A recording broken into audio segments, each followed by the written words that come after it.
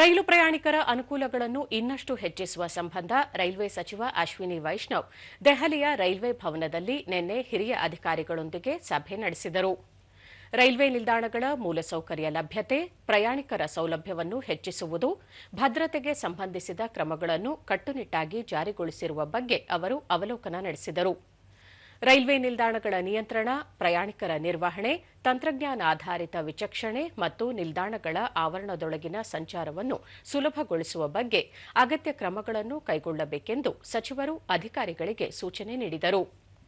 ಈ ಸುಧಾರಿತ ಸೌಲಭ್ಯಗಳನ್ನು ಮೊದಲಿಗೆ ದೆಹಲಿ ರೈಲ್ವೆ ನಿಲ್ದಾಣದಲ್ಲಿ ಅನುಷ್ಠಾನಕ್ಕೆ ತರಬೇಕು.